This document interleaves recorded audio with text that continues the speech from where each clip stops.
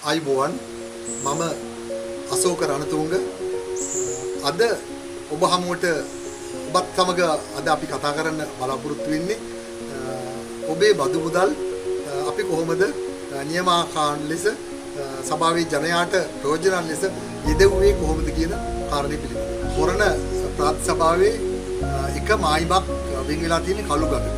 මේ කළුගඟත් එක්ක සම්බන්ධ වෙලා තියෙනකොට ඔබ දන්නවා නිරන්තරයෙන් ස්වභාවික විපත් සිද්ධ වෙනවා. වර්ෂා කාලයේදී එක කොටසක්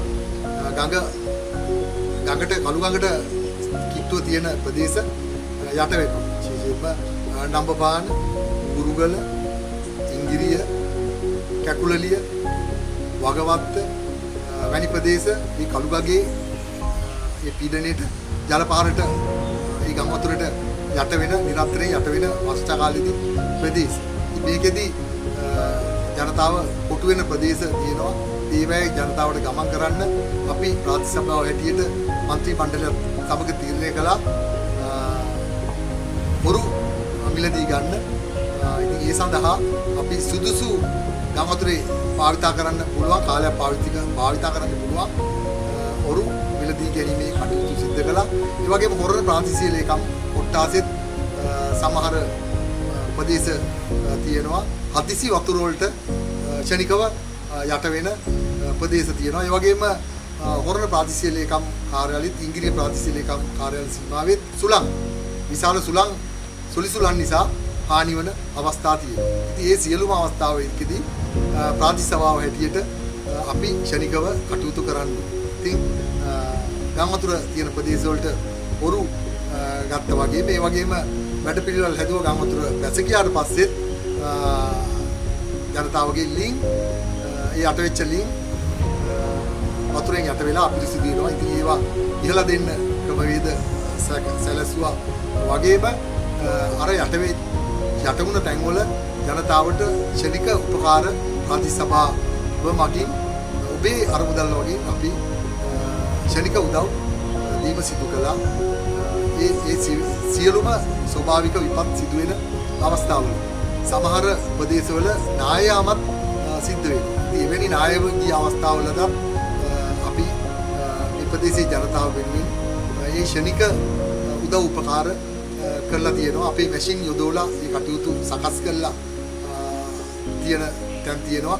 එවැනි ස්වභාවික විපත් සිදු වුණ අවස්ථාවල ප්‍රාදේශීය ලේකම් කාර්යාල අපේ හොරණ ප්‍රාන්ත සභාව ජාතික ගොඩනැගිලි පරීක්ෂණ ආයතනයත් සමග එක්ව ඒ ජනතාව වෙනුවෙන් කරන්න පුළුවන් සියලුම දේ ඒ කැපකිරීම සියල්ල മന്ത്രി මණ්ඩලය සහ නිලධාරි මණ්ඩලයත් සමග එකතු වෙලා ඒ කටයුතු සියල්ල ඉටු කරලා තියෙනවා.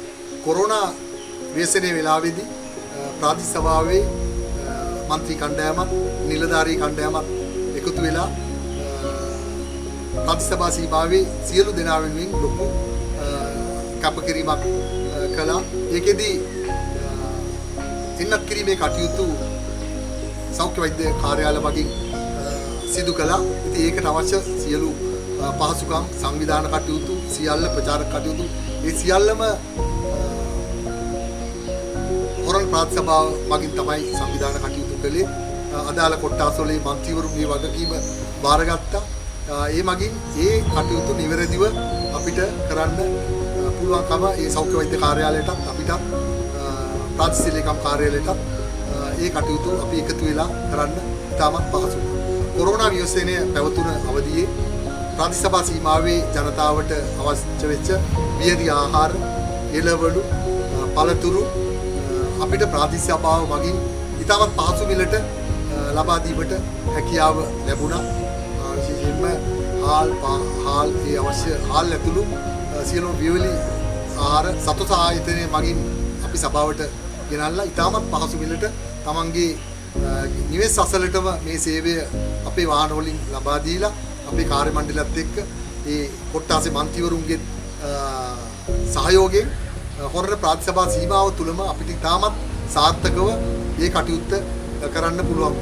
ගම් වතුර වගේම හොරණ ප්‍රාදේශීය සභා සීමාවේ වියලි කාලගුණයන් පවතින තත්ත්වයන් පවතින වෙලාවල් වලදී සමහර කඳු ආශ්‍රිත ප්‍රදේශවල ඉන්න ජනතාවට ජලය හිඟ වෙනවා. ඉතින් අපි මේ අවස්ථාවේදී බෞසර පිටතින් ලබාගෙන ජාතික ජලාපන මණ්ඩලයේ ජලය ලබාගෙන ඒ ස්ථානවලට කොරණ ප්‍රතිස්ථාපා සීමාවේ තියෙන සියලුම ඒ වතුර නැති කඳු ආශ්‍රිත ස්ථානවලට අපි අපේ කාලයේදී මේ ජල පහසුකම් ලබා දුන්නා.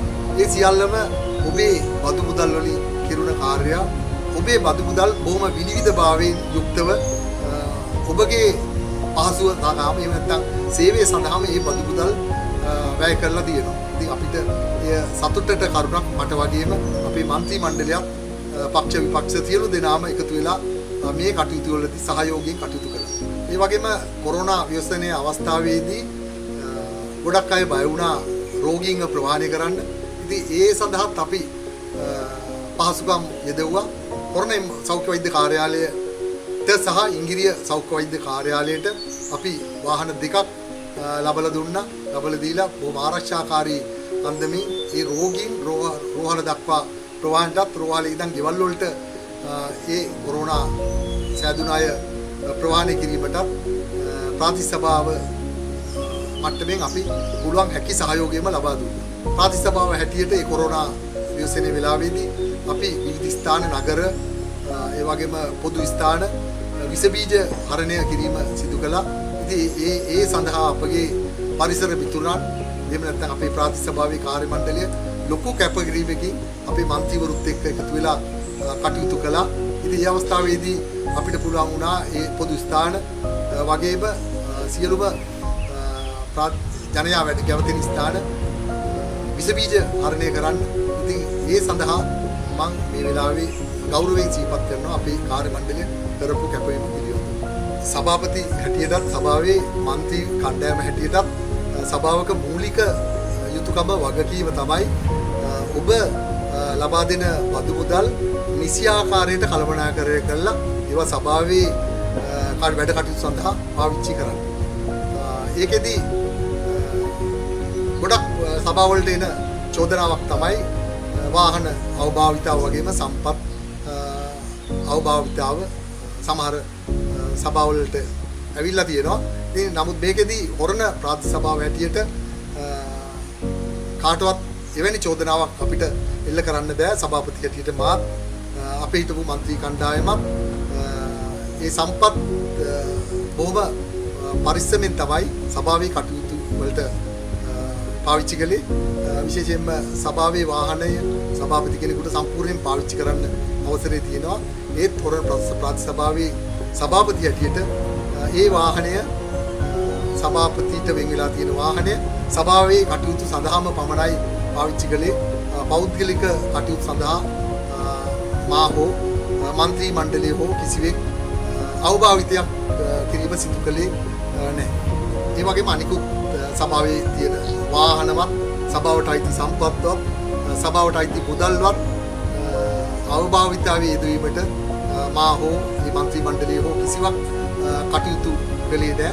ඒ දේ මම මේ අවස්ථාවේදී කියන්න ඕනේ. ඉතින් සතුටු වෙනවා ඔබේ බදු මුදල් ඔබේම කටයුතු සඳහා යොදවලා ඒ කටයුතු කරන්න ලැබීම ගැන. 2025 පළාත් පාලන මැතිවරණය සඳහා කොරණ ප්‍රාතිසභාව වෙනුවෙන් අඹගෙඩිය ලකුණින් ස්වාධීන කණ්ඩායමක් ලෙස අපි දක්ෂ කණ්ඩායමක් මෙවර ඉදිරිපත් කරලා තියෙනවා.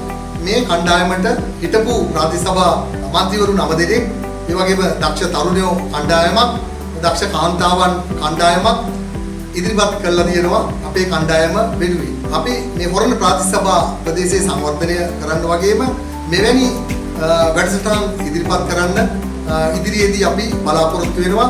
ඒ සඳහා ප්‍රතිපත්ති ප්‍රකාශයක් අපි ඉදිරියේදී ඉදිරිපත් කරනවා. ඔබ සියලු දෙනාම අඹගෙඩිය ලකුණින් ස්වාධීන කණ්ඩායම ජයග්‍රහණය කිරීම සඳහා ඔබගේ වටිනා ඡන්දය ලබා දෙන්න කියලා ඉතාමත් ගෞරවයෙන් ඔබ සියලු දෙනාගෙන් ඉල්ලා සිටිනවා.